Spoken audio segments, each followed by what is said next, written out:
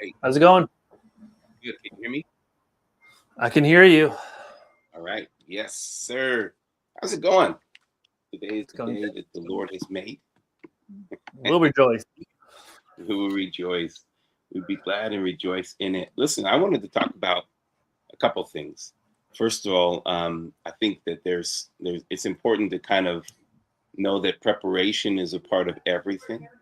That everything we Hmm. do, we must have preparation, and preparation talks of is good for two things. One is for it's good for precision, and it's good for timing, and those are the two things I think that are extremely important: precision and timing.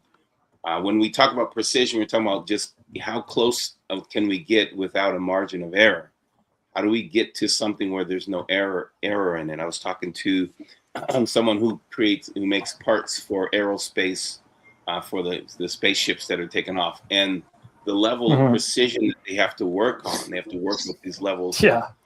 intricate precision because they it's a part of a rocket ship that's going to first of all have so much force put on it. The Hmm. weight and the pound of just the force of lift and takeoff is incredible. But then at the same time, there can't be any slack. There can't be any movement that's not supposed to be there. Should be some movement, of Yeah. course, with certain things. But he was telling me, I think I have the numbers right. He said there was the hair, our hair is like 0.003 in dimension Man. and its thickness, and the parts that he works with, the things that he works with, are 0.001.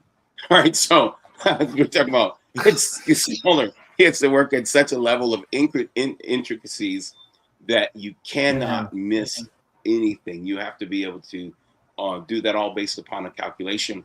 And I find that there's nothing in my life that really has that kind of intricacy that I can think of. Maybe there is. Maybe I should be working at another level of precision. But we always kind of, when you create a business plan and you're creating something, you're creating a business plan and you're creating a strategy. There's always preparation in it. But the fact is there's Yeah. also a margin of error. Margin of error. We know how much we can move, how much we can lose, how much we need to make in order to get our Hmm. proper ROAS and our right. So we know these things, but there's a margin of error in all those things, those calculations. They're not so precise. What if we became more precise? What if we actually Hmm. became more precise in all the things that we do, everyday activity? We don't leave Yeah. that margin of error. And I find that the people who don't accomplish incredible things have a greater margin of error, right? And then they have the margin of error releases them from the need of being precise, but it also releases them from actually going all in on something and forcing Hmm. themselves to continue with it. It gives them an out. Well, it didn't work. It didn't work. So, Yeah. I'm just going to throw things if it didn't work. Well, there's a place where you invest in such precision that you can't throw your hands up. Would you agree with Hmm. that? Yeah. How would you? I remember when I first heard you speak, you talked about obsession, and obsession is Yes. is seen as a bad thing. Is there a time or a moment where you could take precision too far? And or is it not because you're doing it with the purpose of being excellent or with obsession or because you're partnering with God? Is it, you know what I mean? Like how could you take it too far? Like, no, I cannot go home yet. I gotta be Yeah. precise. Yeah, you can, yeah, and I think that brings us to the two other words that we're going to throw in here in a minute. But I think precision, if obsession should not lead you to damnation, it shouldn't damn anything. It shouldn't Hmm. create danger. Obsession comes from the word obsessio, which means to surround and build borders around it, to protect it, to keep it. So Wow. you're protecting it. You're obsessed with the fact that there's no condemnation coming to it. If your pursuit of precision leads you to a place of condemnation where perfectionism will. Perfectionism and Yeah. precision, I don't think they're the same. I think perfectionism is a pursuit of something with absolute extended excellence. We're going to go after with a level of excellence that no one has ever pushed into it. But at the same time, we're not going to destroy ourselves in it. We're not going to destroy our families in it, because that's also giving margin of error in every other area. So we need to be precise in every area. So I think if anything brings to condemnation, if it brings condemnation to me, messing up my family, condemnation, then that is something that I should actually reevaluate my preparation for it. If it is something that is precision, that it literally takes me out of my mind, it causes me to be condemnation in my mind. I'm condemned if I don't do it. If I don't have time for it tomorrow, then I didn't actually prepare properly for today, and I won't be prepared for it for tomorrow. So I could use today, this last 5 minutes, 10 minutes to prepare for tomorrow, so I'd be more precise tomorrow. But that is extremely important. Or we're not launching. You can come to, going back to aerospace, you can get to launch day, and they'll do 5, 4, 3, 2, and then they'll pull the plug and they'll go, okay, something's off. That is not based upon, their precision is based upon the effectiveness and the impact, not the timing. They'll put off so many launches because something is not as precise. So if we actually feel like our precision is based upon the time that we release, then that can be a problem, right? This is where, the software launches is completely different. Software engineers created their own launch strategy, their own launch sequence. They plan a day they're going to launch, and then they work to that day and they launch that. And then they put a beta 1, beta 2, beta 3, beta 4, and beta 5. The precision comes after the bugs are revealed, right? So they're going to continue to reveal the bugs as they're moving forward. So there is that safety of not losing ground, but at the same time not giving up, that kind of emotional wellness that continues to move forward and push in. Yeah, it makes sense. In your business, in the restaurant business, I know that there's prep work in the morning, there's prep work in the evening. Let's talk about preparedness, because there's two things that I think that it takes to be precise. One is to prepare beforehand. The second is to know the timing. These are the two things I see in Jesus. And then I want to just hear from you for a second. First thing, Isaiah writes, there's the one that's going to come, is going to prepare the way for him, right? He's going to prepare the way. He's going to fine tune the atmosphere, going to fine tune all the circumstances, going to fine tune. It's going to herald all these fine tuning for the revealing of the Christ. He's going to prepare the way. So when he's here, then the Christ had to walk in a different thing, where he walked in, it's not my time, or it is my time. It was not based upon a lot. He was prepared for 12 and a half years. He had his bar mitzvah time. Should have known it was about my father's business. Then, no, boy, you go home. We're going to still work on you a little bit more. He goes 30, until he's 30 years old from that bar mitzvah moment to now he has a lot of more time, because his mom didn't think it was his time. His dad didn't think it was time. His natural parents didn't think it was time. So their timing. And so everything he lived based upon was timing. He felt like there was preparation, but then there's also timing. So let's talk about that in your industry and in business. You've been in business, not only the restaurant business, but in media and marketing. And, I don't know if you were ever a buyer of time for software, for ads and things, but the timing is everything. Talk to me about preparation.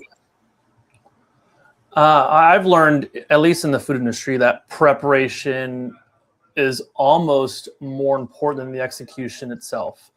If you're not prepared, or the team's not prepared, it will send a domino effect throughout the rest of the day. And most often than not, it will it explode in a matter of minutes when you need something and it hasn't been done. Or I think preparation and communication go hand in hand for execution, because if that communication is not properly communicated back for preparation, the execution can't happen. I think that happens space to space thing, like communication systems, this check, that check, that check, that check, that's communication. And there's preparation to that. You can't launch without the communication and the preparation that went before all of that. Yeah. And what's really interesting is, you said you'll know right away if you didn't prepare. You'll know immediately if your preparation was off. It's like, okay, we are not ready for this day. We needed to get ready for this day better. And I was thinking, when I was thinking preparedness and preparation, a surgeon has to walk in, they wash their hands, they put on their gloves. someone else is laying out all of the tools. Yeah. Someone else is laying out everything. They Yep. have all of the paperwork there. He's of course prepared with education, prepared to do his work. But man, can you imagine? I was thinking, man, if he's in there and all of a sudden he needs a scalpel and there was no scalpel laying there, or he needs some kind of clip or clamp, and there's nothing. That preparation, like you said, you'll know immediately. It explodes. It just blows up right in your face if you don't prepare. It's very. And I didn't realize how important that task was. My sister-in-law does that, and I didn't realize the kind of work. It's like she was going to law school without. I mean, really? I'm sorry, like she was going to like medical school to be a doctor without operation. She has to know every single thing that's happening just to give him a tool, and just almost question him if he calls for the wrong tool. She's allowed to question him and be like, "Are you sure you want that? You sure don't want this?" Mm-hmm. So she's the checklist for the surgeon. It's incredible. Yeah. Okay, so that to me is like so intense because it's again the margin of error. You're talking about a fine-tuned instrument. God created this instrument, this body, fine-tuned. Man has to get in there and work at the same precision level that God gave for this body to work, or else something will go wrong. You'll know immediately. It'll explode in your face. Just like you'll know immediately. Explode in your face. We have to know immediately. So preparation. Have you ever thought about the idea that Jesus was 30 years before he started, 30 years on the ground, on the ground, and then he started his ministry at 30 years old, and then 3.5 years after that, he's gone. He's done. He's died and accomplished his purpose. Why 3? Why 30 years? Why 30 years and then 3? Of course, I'm not talking about biblically, but that's how important what you're saying. You realize preparation is more important than even the execution. There's this, I don't know the exact stats, but a football player, they only touch the ball for a total of like a couple minutes or something like that. The average football player there's 11 minutes in a whole football game that there's actual play time. Like how about that one person? Yeah. One person will hold the ball for a couple minutes, if that.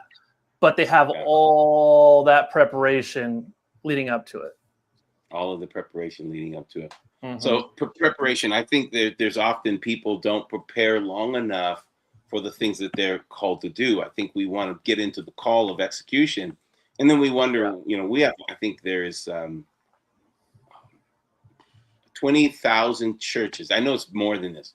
20,000 churches a year closing their doors. 20,000.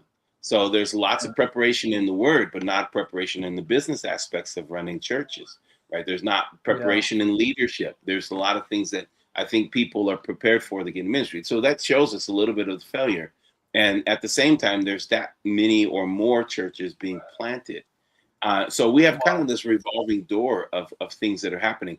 Same in business. I heard someone say the other day, with someone working at Amazon, at AWS, and we were in a call, and they said, and I work, we just celebrated our 20-year anniversary at AWS, and as a young company. And I thought to myself, that's such a different language, because a young company used to be, we made it to 5 years. We made it to 5 years. Wow, we made it 5 years, because I was the, ride or die. But I mean, now 20 years into like legacy building companies, you're talking about 20 years. That's a young company in comparison to some of these major companies. So I think that there is a timing. So let's talk a little bit about timing. I believe that you, with all the things that you've done, everything that you've accomplished, and there's probably listeners here and people that are checking in, they've been working in preparation for a long time. And then they launch, they do something. They're finally executing what they've been preparing for. How much of what you've learned in the last 20 years and working in different businesses, different aspects, from media to how much of that do you actually work with today? It's incredible because I use a lot of it. At the moment when you're going through certain things like doing real estate media or social media or just being in rooms with people like, let's say for yourself and Rex, being in rooms of conversation. At the moment, you don't think it's preparation. You know, what does it say? In all labor, there's profit. So in everything that you do, there is some kind of gain down the road. Looking back, I'm like, holy crap, the way I communicate with someone, I learned that from Ron. Oh, wow, this social media stuff, I learned that from this person. Or seeing this thing in culture, I learned that from Pastor Colin. You know, there's so many things. I had a meeting, we had a team meeting on Monday. And I led with my wife. I don't come from the restaurant industry. I have zero idea what the restaurant industry actually is, but how we're running this thing, we're running it like the places and the people that we've experienced across our lives. So Pastor Colin's lessons or real estate lessons or media lessons, the food process stuff, we can hire for that, but we're really emphasizing culture and systems. And I think most restaurant businesses don't operate like that. One of the guys says, he goes, they call me Cheese, like Big Cheese. He goes, Cheese is very fair. He goes, but he takes no crap, because most restaurants, if you're a minute late, if you say something foul in the back room, they look beyond it, because it's just how the kitchen's ran. And we don't subscribe to that, because we don't come from the kitchen. So everything I've done and my wife's done we're able to apply today, which almost makes me believe this is what we were called to do, because all of the things are now aligned in this particular business or industry. It's amazing, because you were in the right time, and all the previous things that you've done, working with Pastor Colin, working with all these others, but then at the same time, you weren't in the timing for this aspect, the restaurant business.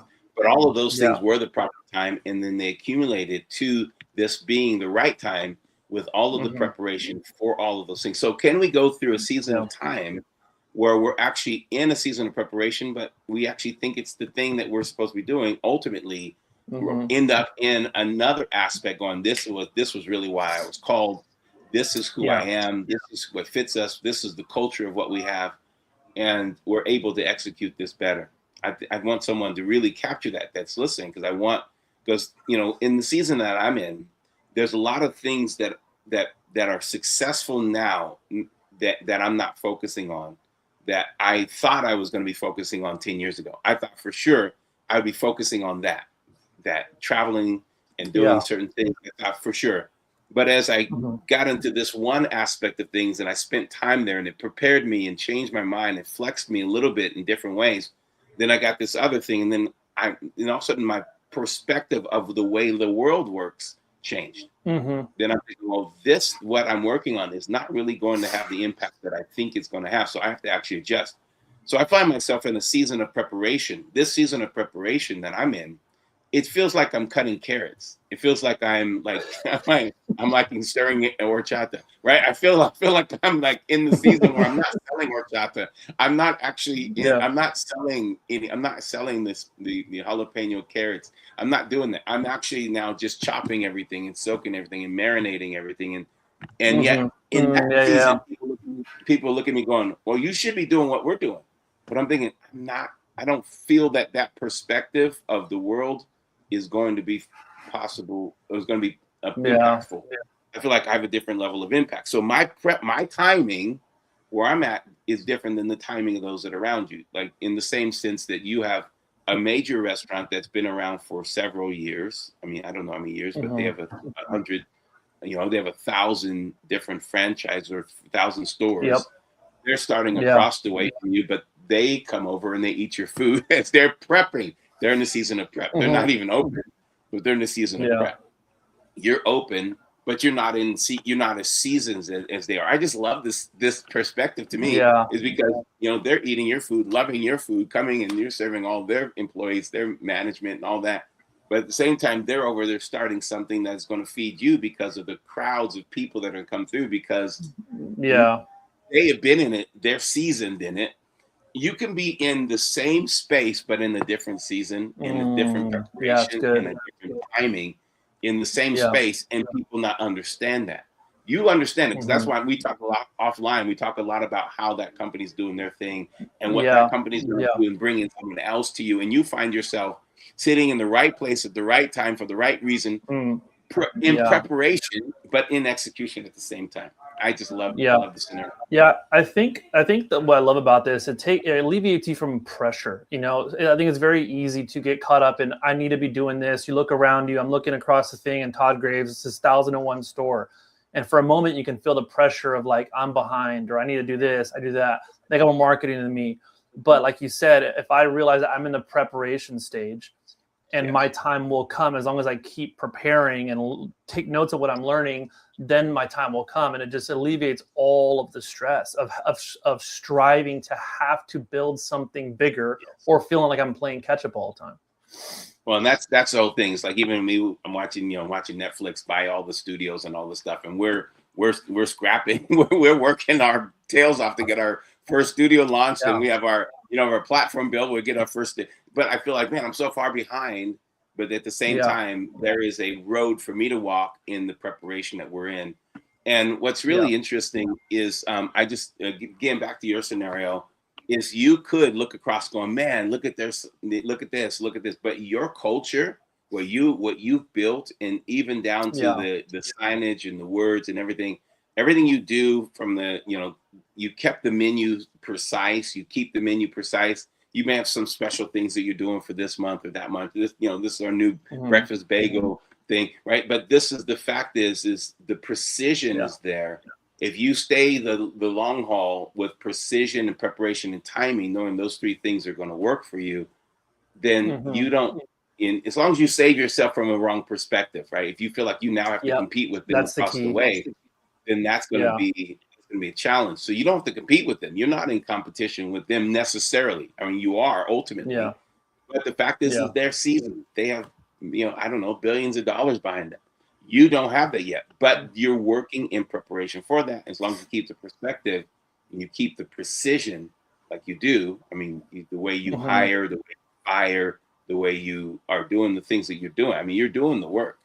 So as long as you keep those things in that precise, then you keep the perspective right and you keep the timing right, then you'll be exactly this. Yeah, perspective and vision. I love when I look out the window and I'm looking at them, and it's almost like a carrot. There's like a dangling carrot in front of me. Knowing the history of Todd Graves and how he worked the oil fields and he went and did crab fishing. He self-funded everything, and I can relate to him so much. I mean, granted, I wish I had 1,001 stores like him and owned them all. That'd be absolutely awesome. But who knows, that will not be in our future. But there is like a carrot aspect of it, as long as I, like you said, stay in my lane, stick to my guns of what we're going to do, and just work the process and learn what I'm learning now, and then just move forward when it's time to move forward.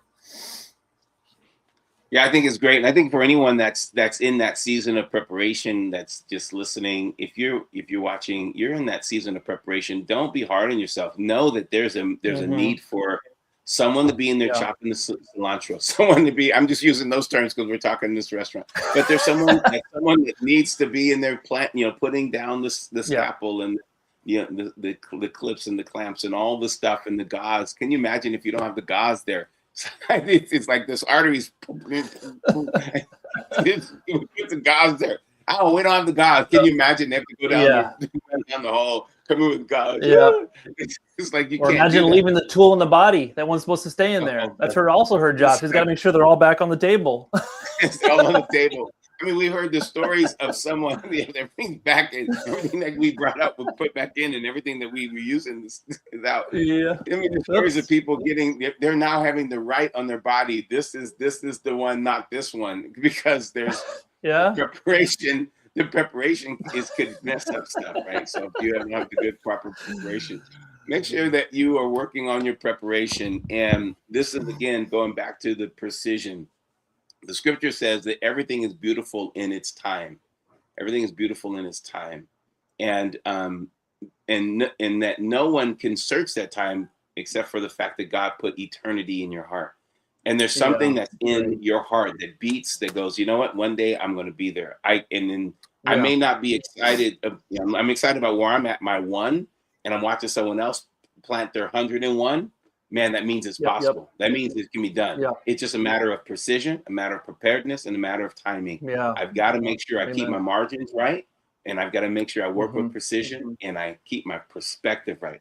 I'm not going to be Yeah. there. I'm not at 101 yet. I don't have 101 in me. Not yet, because I have to give the right timing and the preparedness. But I have the dream of it. I Yeah. have the perspective of it. And so when we know Yeah. the timing of eternity has been put inside of us, we can chase the dream.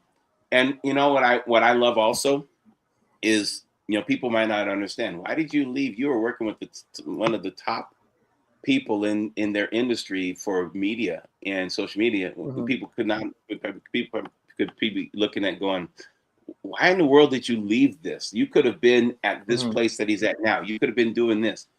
Well, the fact Mhm. is you had to follow the eternity that's in your heart, and that timing Yeah.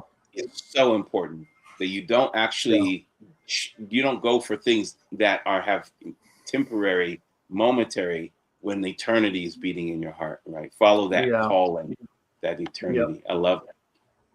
Yeah. When you shared it, I'm like, man, cool, let's do this. That's awesome. Because you've been working it. It started off with what? Selling frescas, Just the frescas, drinks. Yeah. selling the Yeah. drinks Just the at drinks. Yeah. I'm going to tell your story forever, because I just love the way it works. And so I'm going to tell your story forever. It's like, okay, yeah, we're going to go to the little, the what is it? A little side hustle, farmer's market. Well, we'll do a little side Farmer's hustle. market. Yeah. It's a little side hustle. And then it starts to speak to the eternity in your heart.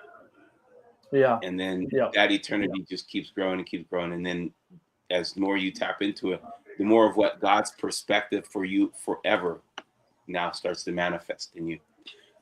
All right. Yep. Cool. Yes. All right. So everybody, Yes. listen, I want to encourage you, know that there's timing. Don't compare yourself to other people. Don't compare yourself to where other people are. What you're working on, and just know that it's God. Just know that God has you in it. Yep. And work that thing. Jesus could have looked at all of the Pharisees and everything else that was established as he was working on his few disciples, his 12 disciples. And he could have gotten into all of the mess of what other people are in comparison, but he didn't. He kept his head down, stayed with precision, stayed with preparation, stayed with timing, and changed the world. And we just celebrated that. Yeah, it's great. Yeah. All right. Anything else you want to add to this before we jump off? No, that was great. Nope. All right. Precision. Yes. 0.001. All right. Incredible. All right. Let's talk later. All right, everybody. Have a blessed weekend, blessed week. We'll see you next week, Success Church. We love to just come and talk. If you ever have any questions, please leave them in the chat. We will come and we'll get those questions. We spend time with people all the time who are breaking through their barriers and limitations. We just want to answer questions. We just want to have topics, the things to talk about. And so if there's something you want to talk about here, you want us to talk about, or you want us to research, let us know. We'll do that on Success Church. And we just want to continue to be a blessing and serve you as the kingdom of God grows. All right. Talk to you soon. Thanks, everybody. I see all your thanks and all your words here in the chat. We appreciate you. Talk to you soon.